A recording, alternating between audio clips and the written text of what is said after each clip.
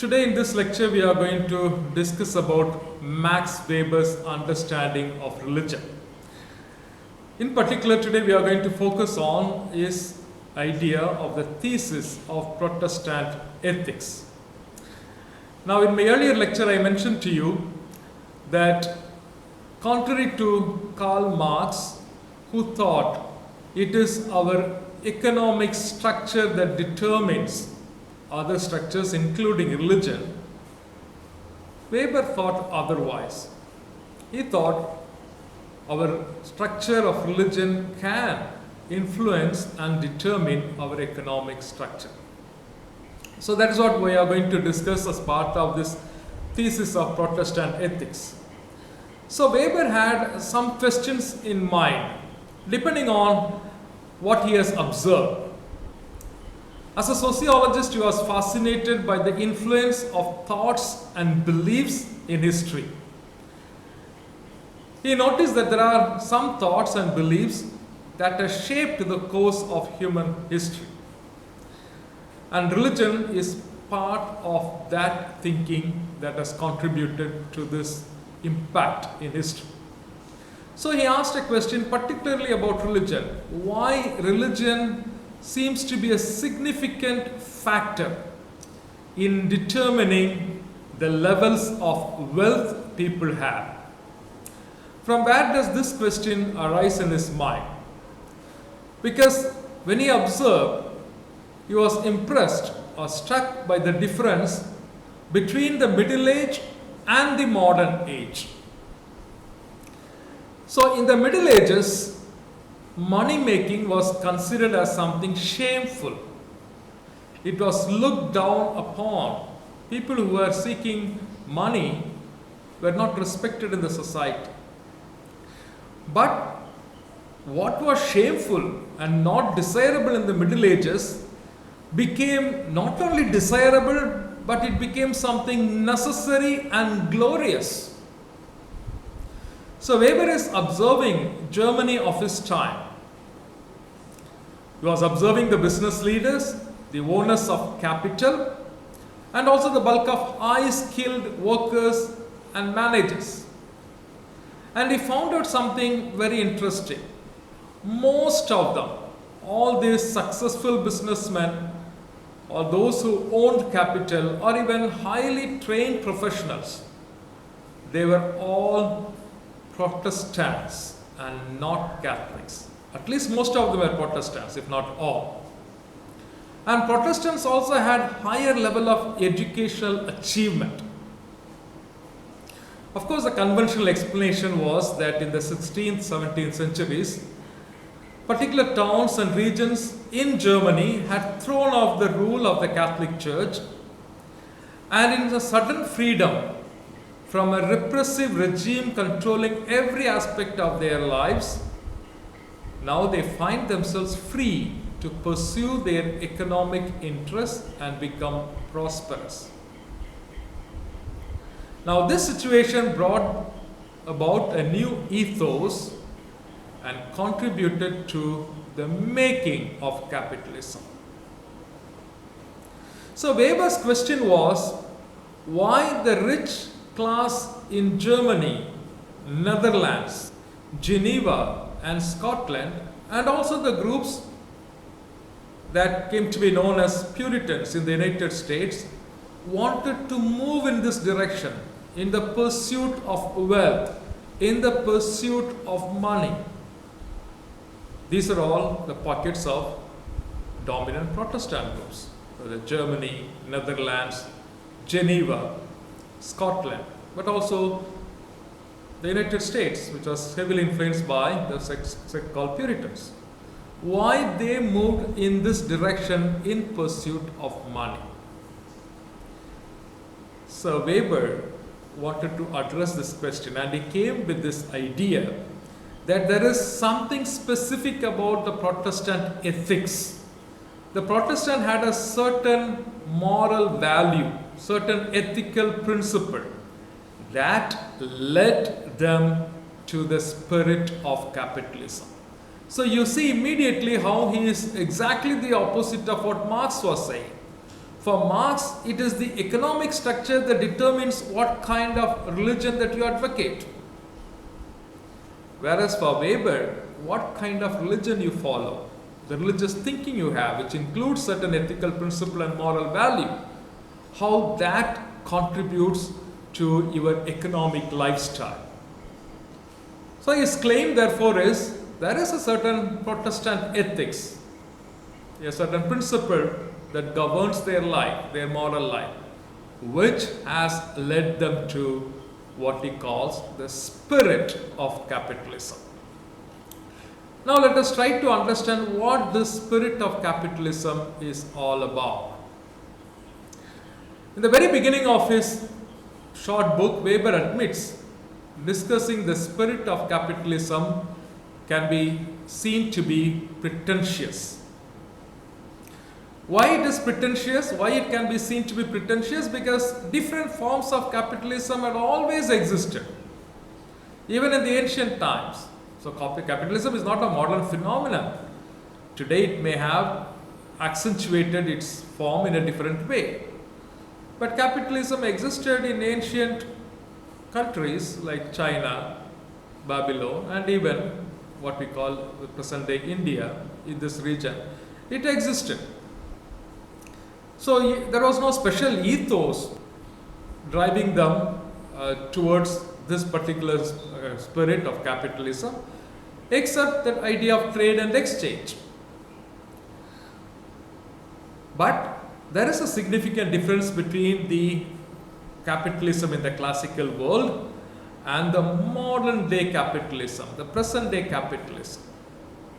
The difference is that there is a new thinking that grew, linking moral righteousness with making money.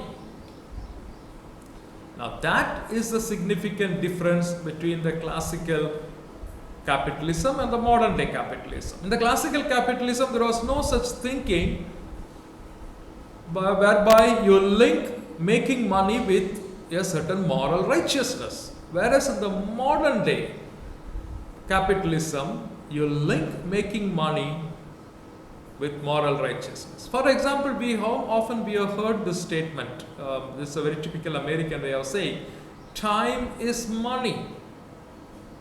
In other words, you cannot afford to waste a single minute, because every single minute that you are wasting, you are failing to make money, and therefore you are morally wrong doing so.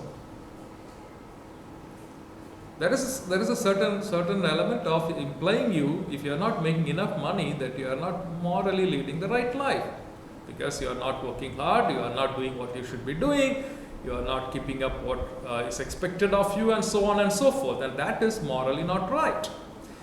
This thinking is something unique of the modern day capitalism. Now Weber says this new way of thinking, namely linking the idea of moral righteousness with your making money, the tendency to make money, they consist of three important factors. What are these three important factors? The first factor that contributes to this new way of thinking is merely the urge to make money. In other words, the urge to make money for the sake of itself. In other words, it is for the sake of profit itself. The second one, he says, is a certain sense of austerity. I'll explain each of these things in a moment. So there is urge to make money, urge to keep making profit over and over again, but there is also a deep sense of austerity. And the third thing is what we call rationally planned economic activity. All these things are interrelated. So together they contribute to what he calls this thinking that links moral righteousness with the tendency to make money. And Weber claims these three factors are part and parcel of Protestant ethics. That is why the Protestant ethics leads to the spirit of capitalism. So the spirit of capitalism is itself a new way of thinking, a thinking that links moral righteousness with making money, and it consists of three factors. I explained, I mentioned all these three factors. I have not explained. I will come to that. Now, but what makes this possible? What creates this new thinking which consists of these three factors? It is the Protestant ethics itself. So while explaining the Protestant ethics, you will be able to understand these three important factors that I mentioned right now. Now let us try and understand what he means by Protestant ethics. Now Weber is careful not to say that there is something intrinsically better in the Protestant theology. But what he says is, when we observe the life and the work of many of the early Protestant sects, including Calvinists, Methodists, Pietists, Baptists, Quakers, and Lutherans, all of them, we can notice they are well adapted to modern capitalism. And they are adapted to the modern capitalism because they draw from their beliefs certain unique features as different from Catholics. The first one, obviously, is one of those three factors which I mentioned. The first one is the urge to make money, ever-growing profit. Now, Weber had studied extensively, very interestingly, he had also studied about Hinduism, about different religions which are not Christian, and their relationship to economics. For example, the Indian religions have an approach which normally, like called to transcend the world and things like that. I mean, we, at least in principle, we keep saying that. I'm not very sure I would agree with Weber on this point, but be that as it may. But there is a general tendency in India that, you don't need to worry too much about this world and so on. You need to think about, they have a different sense of the other world, not the same way as we Christians do, but definitely they have a different sense of the other world, which he thinks is very similar, or at least not dissimilar, to the Catholics' understanding of monasteries and convents. In other words, both of them look at this world as something evil. Fair enough, because for Hindus also, birth is something problematic, because birth means you are viciously caught up in the cycle of karma. Why are you born? Because you are not liberated yet. So what is liberation is that you should not be born. So life here is not something that is of a liberation. Life here is a bondage. Life in this world is a bondage. So you have this worldview very subtly. That is why, the more you keep, there is so-called reincarnation the Hindus believe in generally. Hindus again is a very too general a term. I don't think we can make a sweeping statement, but most people who are considered Hindus, at least they are influenced by this view of karma, that we are caught up in this karmic cycle. And the only way that I can get rid of it is that I don't get reborn again. So, being born in this world is therefore not a happy thing. Technically, we should not be celebrating birthday from the Indian point of view, because it is something sad.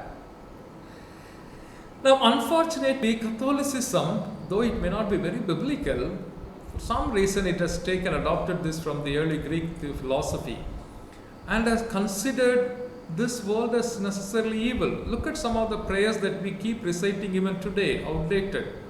They don't necessarily reflect the biblical faith. The Vale of Tears. What are we referring to? This world. So this world is something that is evil. You need to escape this world. If this world is evil, then the activities in this world is evil. So no trade, no exchange, no commerce. So therefore you keep creating monasteries and convents and you run there. You say, we are fleeing from the sin, the famous thing, Fugamundi, fleeing from the world. I mean, we don't have this approach today, but for a long time we had this approach. So we often had this idea that this world is evil and we have to have only kind of run away from this world in some way, completely detaching ourselves from the temptations and the evil ways of this world. That explains all that I was saying yesterday about the way we have created structures to protect us, because the world is full of evil. That is problematic in a certain sense, because then you wouldn't be involving in the world if this world is evil. I'm not saying today we continue with the same tendency, but this has been a tendency that has been there, and today it also finds subtle expression. Though it's not the official position we may have, but subtly we still have this. I will explain to you during the discussion how we have this. For the Protestants, it is exactly the opposite. It is by involving in this world, fully engaging in the activities of the world, you can have your eyes fixed on God. So, your spirituality is expressed necessarily through your labor, your work, your business. So, this gave their believers a tremendous economic advantage. So, they would be constantly pushed, by their very spirituality. Somehow you should achieve things. You should go ahead and get things done. So therefore, business is not inferior quest compared to a holy life in a monastery or a convent. In fact, one can be holier through your business activities, your economic productive activities. So capitalist enterprise with this Protestant approach is transformed from just being a simple economic organization to a domain of life which is infused with God and spirituality. So the urge to make money and the ever-growing profit is not merely for an economic organization. That's the point. It is a spiritual quest as well. And probably it is more a spiritual quest. So the Protestants, therefore, have had a different approach. So this is one of the three important factors, you see, of a new way of thinking that links moral righteousness with making money. The urge to make money is a spiritual thing, not merely an economic thing for Protestants, compared to Catholics that we kind of, there used to be a joke, in religious jokes. In fact, the Jesuits come very close to this Protestant, spirituality. I mean, there's a joke is there. A Franciscan and a Jesuit, I don't know if you have heard of that. Franciscan and Jesuits, they were walking along the road and there was, $100 bill on the road, $100 currency on the road. The Franciscan saw that and said, "Oh, devil," he ran away. So money is devil, money is evil. The Jesuit looked at that and picked up that and put in his pocket and said, "Well, ad majorem Dei gloria," all for the greater glory of God. You see, that's very close to this Protestant spirituality. Good. The second important factor is the austerity. The first is the urge to make money, ever-growing profit, which is very spiritual quest, not an economic quest. The second is austerity. The Protestants had a very different understanding of austerity. Now, what is this austerity all about? If you want to understand their austerity, you have to understand their idea of vocation or calling. In fact, already at the time of Reformation, Martin Luther had sufficiently discussed this, but this became a central way of life among the Puritan sects, their understanding of vocation and that is linked to this principle of austerity. Now let us compare the Lutheran idea of vocation with the Catholic idea of vocation. Let us begin with the Catholic idea of vocation, which you are very familiar with. Generally, I am not saying today we still hold on to it, but even if we don't hold on to it officially, we are terribly, tremendously influenced by this, the way we live sometimes. We are not moved out of medieval ages in the way we think, even the way we conduct our meetings, the way we have our chapters, the way we make decisions. It's tremendously influenced by the medieval time thinking. The Catholic idea of vocation is very simple. Only a few are called. So, this is only a few. You, me, and there are a few guys or girls who are called. Why are they called? They have to live away from the world. That is why you have to be separated, put in a separate place. You cannot be with anybody else. You have to be completely away. Even if you are in a city, you are completely, there is a well enclosed barrier, wall, nothing to do with outsiders. You are novitiate, 2 years, you cannot have contact with anybody. Very, very kind of funny. What kind of formation you can have when you are completely detached from the world in which you are going to serve? To me, it sounds not appropriate today. Those days, probably yes. And why do you live away from the world? You have to practice a higher spirituality compared to others, a higher sense of morality. What kind of spirituality is it? It is always the one that is oriented towards the other world. Somehow everything in this world is wrong, corrupt. So all that we need to look for is a certain otherworldly things. Every time, all the about the world which we don't know, the afterlife world, that kind of approach. So vocation is very much connected to this idea. Even today, for the most part, only a few are called. God will not call everybody. But why? In order to live away from the world. We cannot be part of the world. We are different. We have to be different. So we have to also behave differently. We have to dress differently. I don't know, all this kind has to be different. And for what purpose? To practice a higher spirituality or morality which is otherworldly. Nothing to do this in this world.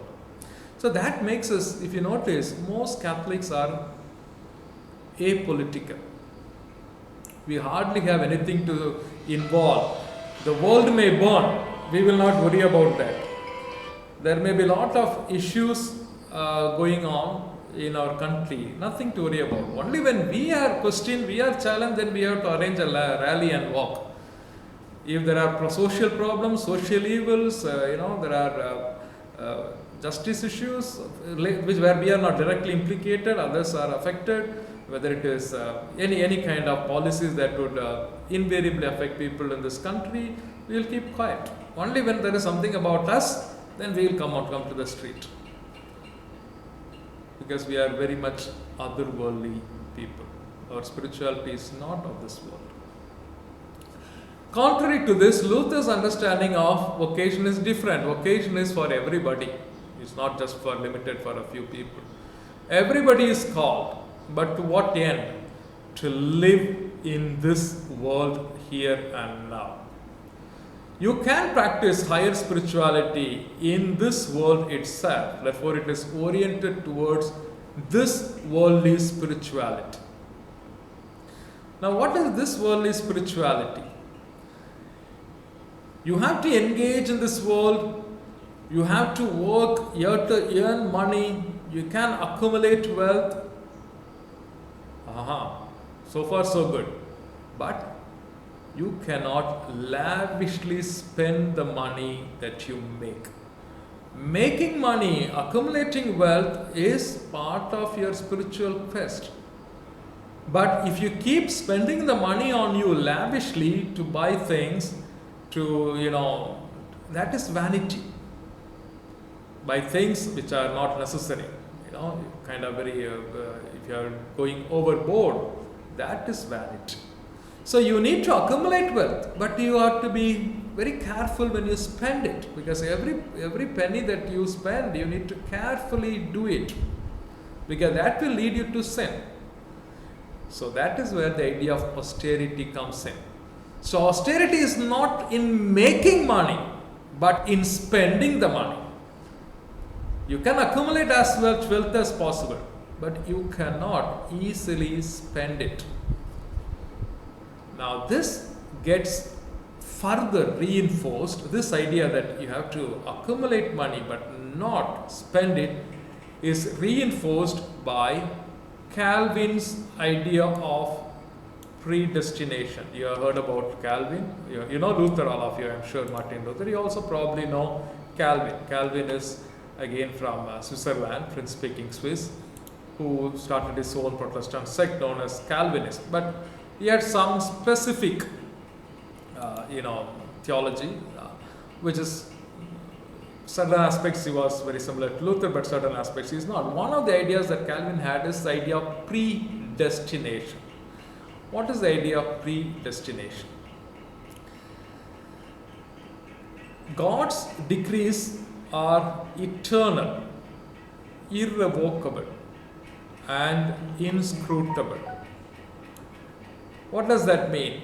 Whatever God has decreed, whatever God has made as His plan, they are eternally made, and therefore it cannot be revoked. It cannot be scrutinized. They are just there. So God's plan remains the same. God's decree remains the same always. It cannot change. Now, one of the things that God has decreed is, God has already decreed, God has already planned out who are the people who will be the elect. The idea of election theology, see? You all speak about that election theology. Who will be the elect? The chosen ones. Chosen ones are the ones who will be the saved ones. Now you sometimes hear, oftentimes some Protestant sects or these Neo-Pentecostals come and ask you, are you saved? What do you mean by, do you think you are chosen by God to be saved? So that's the idea. So only the chosen ones, only the elect ones will be saved. All others will be damned. They will be condemned. Now, God has already fixed whom He has chosen to be saved. That is a simple idea. Because God's plan is once and for all. It's eternal. It cannot change. So because of which God has already decided who are the ones He chooses to save. That idea is called predestination. Your destiny is already determined beforehand. Predestination. Whether you will be saved or not is already determined by God's decree. Now, obviously, this kind of doctrine would create anxiety among people. Suppose if I tell you only some of us will be saved, and God has already fixed who are the ones who will be saved. Now you don't know whether you will be part of it or not. You are going to be anxious about it. You are going to be restless about it. So you want to make sure you have got some sign by which you can be reassured, well, I am part of the elect. I am part of the one who is saved. Now, what are those signs? Obviously, two signs that people will immediately look for.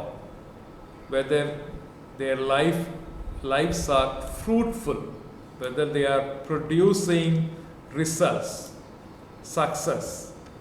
Their lives are fruitful. Part of being fruitful life is to be able to be a successful person in life, including money, wealth, and so on. So, all these things are part of your fruitful life. That is in Latin called fides efficax. It means efficacious faith. Your faith is effective in terms of the fruits it produces in your life.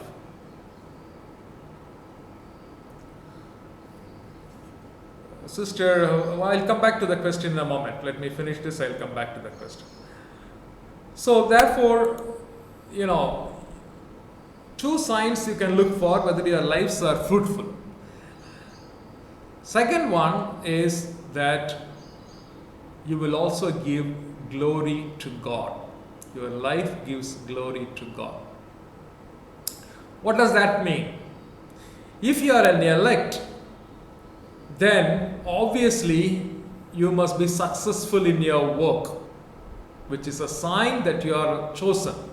Now, successful in your work is possible because now you are leading a life of extreme self-control, leading a spotless life. Success comes with all this. Only if you are self-disciplined, you are implying yourself seriously in your work, and you are not engaging in all evil practices like abusing alcohol and things of that type, leading a spotless life, then obviously you are accumulating wealth. You are a chosen. So there is a whole emphasis of love for hard work for its own sake, punctuality, honesty, orderliness, hatred of wasting time through idle talk, sleep, sex, luxury, everything. So you have to constantly pay attention to the productive aspect of resources represented by profit. So the idea is you have to labor to be rich for God. But at the same time, all that you are making in terms of your successful life is meant to give glory to God, not to be used for your vanity, not for something that would lead you to the sin of the flesh. Therefore, you have to also have certain aversion to spontaneous enjoyment. So you don't have contempt for making money as the Catholics probably had in the Middle Ages, because that is what is a sign that you are successful. But you would have contempt for spending that money, because then you are not giving glory to God, but you are spending it for evil purposes. So you would be spending, if at all you are spending, you would be spending only for the work of God. So you have to pay tithe, whatever contribution that you make for the church, for the spreading of the kingdom, in that sense, that is fine. But otherwise, you shouldn't be wasting on all other things. Now you see what is the result of this. You make money, you don't spend it. What happens? If at all you spend it, it is for the glory of God. You can again invest it to become more productive. So the capital becomes accumulated. You make money for the sake of making money. If you have money, I'm not going to buy things, but I will invest it to make more money. This is called what Weber calls the intense piety with business acumen. Because ultimately, this naturally leads to the capitalist tendency. Because you make money for the sake of making money, for the sake of making profit, not for spending on you. Because you have to be austere when it comes to that. You see how Calvin's understanding of predestination has accentuated the idea of calling to live in this world to be successful, but at the same time, in order that you are assured that you are saved, you do hard work, be productive, make money, but don't spend it on you. If at all you do, you invest it again to make more money. So that is exactly the capitalism. Capitalism is all about accumulating capital. So you have some money, you have to reinvest to make more money. You cannot spend immediately on things that you want to buy. So note, there is a huge difference between capitalism and consumerism. Consumerism is the tendency to buy things, to hoard things, where you have to spend money. Capitalism is to accumulate capital, to go on making profit without spending it on things. So they are not one and the same. So you see how this idea of austerity, that you cannot spend money on yourselves, coupled with the idea of predestination of Calvin, because that reassures you that you are saved has also contributed to capitalism. The third component of this new thinking that links moral righteousness with money making tendency is the rationally planned activity. Weber thinks that the Protestant developed a special tendency for what he calls economic rationalism. In other words, you create wealth, but you don't have comfort that the wealth can offer you. So the satisfaction is not in buying things. The satisfaction is in the pursuit of profit itself. So it's a very rationally planned economic activity. So you have to keep making profit over and over again. And this is seen as a profound spiritual quest. Now, this may sound very irrational because, to think of a spiritual quest as making profit economically. However irrational this spiritual concept may be, but it did give rise to a very rational idea of economic activity. In other words, you have an ascetic compulsion to save, and you also have self-limiting consumption. You don't overconsume. You buy what you need, you don't buy too much. So therefore, a systematic investment that makes the rich even richer. Now, Weber's idea is very simple, that the Protestants, especially the Luther's idea of vocation coupled with Calvin's doctrine of predestination, has created the modern bourgeoisie capitalism. His famous statement is, Protestantism gives rise to capitalism. But of course, we have to be careful when he says gives rise to capitalism. He is referring to the modern bourgeoisie capitalism. Now, Weber has shown that Marx is wrong. For Marx, the social existence determines your idea. For Weber, your idea finalizes your social existence. It is your idea, a certain spiritual idea that you have with regard to hard work, labor, but at the same time austere with yourself and, rationally planning your economic activity as part of your spiritual quest. That has shaped your socio-economic existence. That is the whole idea of the thesis of Protestant ethics. So Protestantism gives rise to capitalism. Again, you have to understand, gives rise to capitalism means it is conducive to modern bourgeoisie capitalism. Now let us try and critically look at Max Weber. Positively, we know now, as I told you, Weber has brought us to understand the distinction between capitalism and consumerism. I told you capitalism is all about accumulating capital. Consumerism is spending money to get things. Today we criticize ourselves for being too much of a consumerist society, buying and use them through culture instead of saving and creating. So from that point of view, Weber is worth reading to be reminded of the spirit of capitalism. So that is not about a mad rush to spend and consume, but the creation of wealth through good use of resources. Now Weber has one beautiful statement which I think is very important for all of us, because you and I have no right to madly rush to consume things and spend money to get things. I quote him, it's a beautiful quote, maybe I shall put the quote there, type the quote there. Man is, what does man means? I mean human person, is only a trustee of the goods which have come to him through God's grace.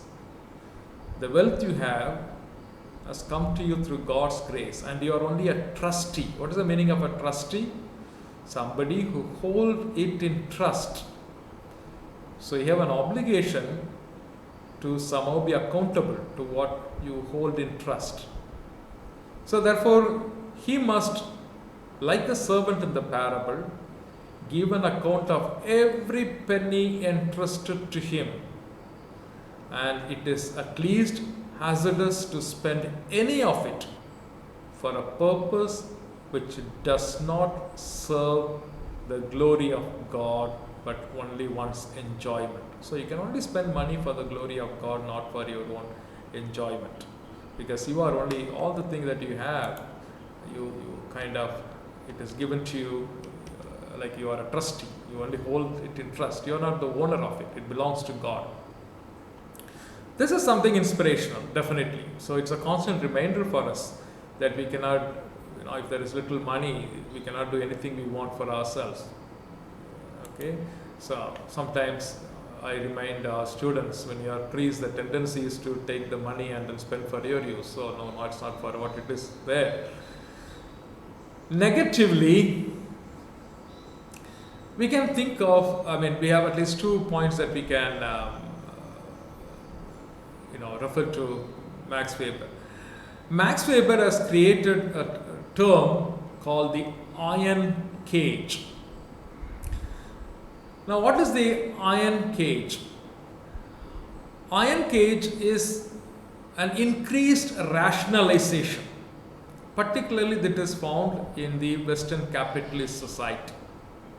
Increased rationalization. You go on rationalizing things. Now, why it is an iron cage? It traps individuals in systems based on its efficiency and control. Now, because of this, the modern capitalist system created by Puritanism has lost its religious impulse. So it somehow becomes an oppressive, soulless iron cage. So there is always a gulf between people who are little concerned with the nature of work they do, as long as it brings in the money and gives them some social standing. You see, now the whole idea is efficiency, control. Somehow you are trapped within the system. So, and this is an oppressive iron cage. The second criticism that we can make about Weber is the claim that he makes about the spirit of capitalism is not very exclusive of Protestant ethics. These traits are found in different religions. In fact, I think Max Weber has had an oversight of it. Even the Asian, economies had something of this type. And even, we have this in, as I told you,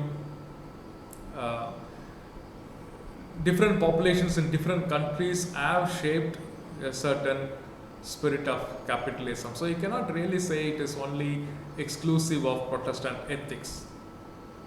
So different religion could play, different culture could have played. We do notice the Asian economics have a spectacular economic rise in the past few years. So they don't have Protestant ethics for this economic rise, but they still could do that. Third criticism that we can say is the way in which he interprets certain aspects of history can be debated. For example, this new idea of vocation is for all. That is not exclusive of Luther.